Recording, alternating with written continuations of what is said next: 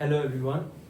तो आज का हमारा टॉपिक है कि फोटोसिंथेसिस कहाँ होती है, where does photosynthesis take place. अब फोटोसिंथेसिस होती है ग्रीन पार्ट्स ऑफ प्लांट में, यानी कि लीव्स में, और बाकी जो भी पार्ट्स हैं ग्रीन कलर के प्लांट में उनमें होती है फोटोसिंथेसिस। अब सिर्फ ग्रीन पार्ट में ही क्यों होती है?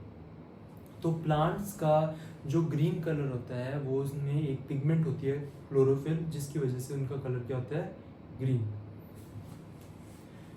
तो क्लोरोफिल पिगमेंट की वजह से प्लांट्स के डिफरेंट पार्ट्स का कलर क्या होता है? ग्रीन। चाहे वो आपकी ग्रीन लीव्स हैं या ग्रीन स्टेम्स हैं, तो उनका जो कलर ग्रीन है वो किस पिगमेंट की वजह से है? वो है क्लोरोफिल। अब जो फोटोसिंथेसिस प्रोसेस है उसमें रॉ मटेरियल्स होते हैं कार्बन डाइऑक्साइड और वाटर मॉलिक्यूल्स, और वो लाइट एनर्जी को यूज करके कार्बन डाइऑक्साइड की फिक्सेशन करते हैं और बनाते हैं ग्लूकोज, और साथ में बाय प्रोडक्ट एक और बनता है जिसका नाम है ऑक्सीजन। तो कार्बन डाइऑक्साइड की फिक्सेशन के लिए उसे लाइट एनर्जी चाहिए। अब लाइट एनर्जी को प्लांट सेल्स में ट्रैप करने का काम कौन करता है? Chlorophyll pigment. अगर क्लोरोफिल पिगमेंट नहीं है तो लाइट एनर्जी ट्रैप नहीं होगी, और अगर लाइट एनर्जी ट्रैप नहीं होगी तो कार्बन डाइऑक्साइड की फिक्सेशन नहीं होगी, और ग्लूकोज और ऑक्सीजन गैस, ग्लूकोज मॉलिक्यूल और ऑक्सीजन गैस नहीं बनेंगे, और हमारा फोटोसिंथेसिस प्रोसेस भी नहीं होगा।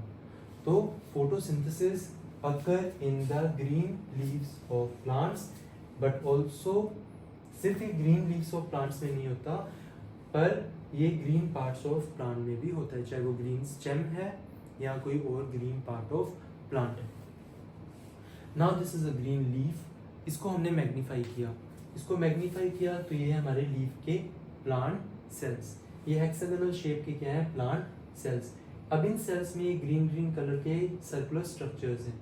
ये जो ग्रीन ग्रीन कलर के सर्कुलर स्ट्रक्चर्स हैं ये हैं क्लोरोप्लास्ट। क्लोरोप्लास्ट एक सेल ऑर्गेनेली है, यानी कि सेल का एक organelle is organ of the cell.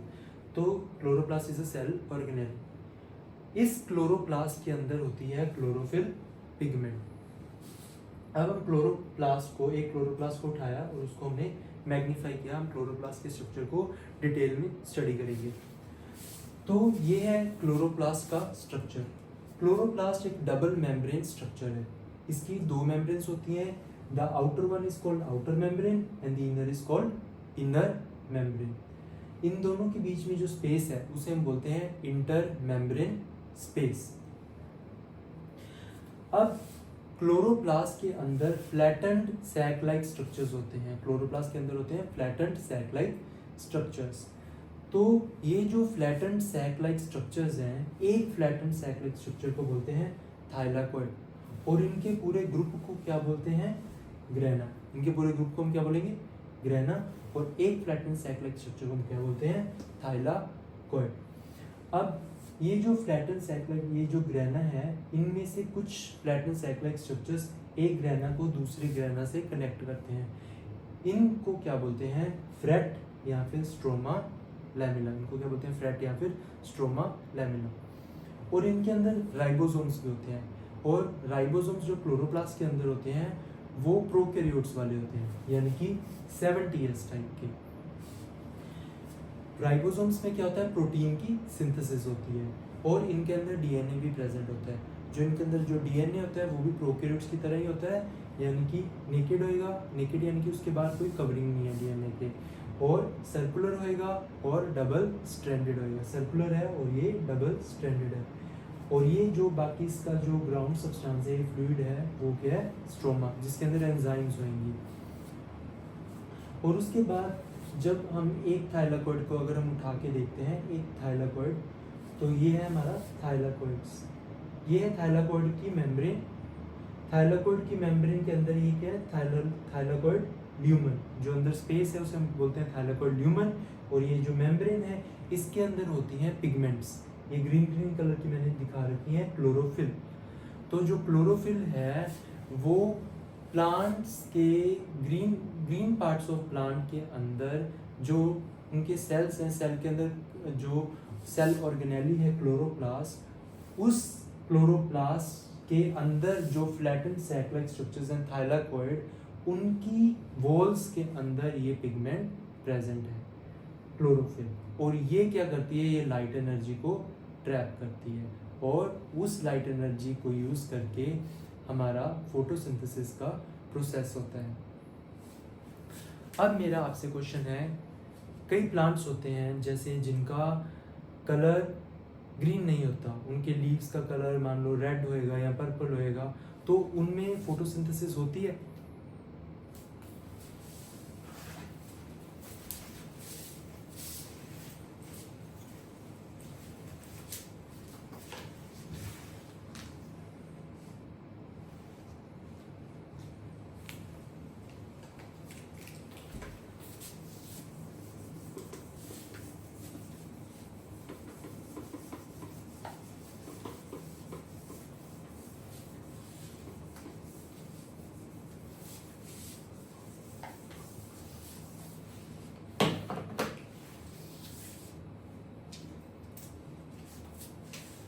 जैसे मान लो ये एक प्लांट है जिसकी लीव्स का कलर क्या है, रेड। ये प्लांट है जिसकी लीव्स का कलर क्या है, रेड।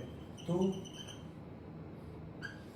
इसमें फोटोसिंथेसिस होगी क्योंकि फोटोसिंथेसिस क्लोरोफिल नेसेसरी है। तो ये जो प्लांट्स हैं इनके अगर हम इसको अगर हम मैग्नीफाई करेंगे, इसके लीफ को अगर हम क्या करेंगे, मैग्नीफाई करेंगे,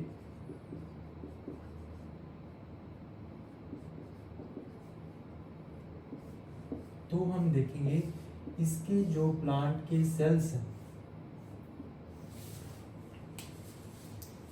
उनमें रेड कलर की पिगमेंट्स हैं। रेड कलर की पिगमेंट्स उसमें ज़्यादा है और ग्रीन कलर की जो पिगमेंट्स हैं उसमें क्या है, कम। रेड कलर की पिगमेंट्स उसमें है ज़्यादा और ग्रीन कलर की पिगमेंट्स है उसमें कम। अब क्योंकि उसमें रेड कलर की पिगमेंट्स ज़्यादा है इसलिए उसका कलर आ रहा है रेड, लेकिन उसमें ग्रीन कलर की पिगमेंट्स भी है, यानी कि उसके अंदर क्लोरोफिल भी है। तो ये लाइट एनर्जी को ट्रैप भी कर लेगा और इसके अंदर भी फोटोसिंथेसिस होएगी। तो यस, इन प्लांट्स में भी क्या होती है, फोटोसिंथेसिस।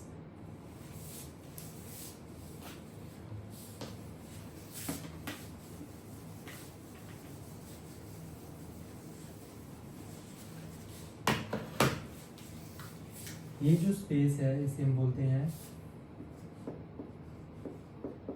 Inter membrane space.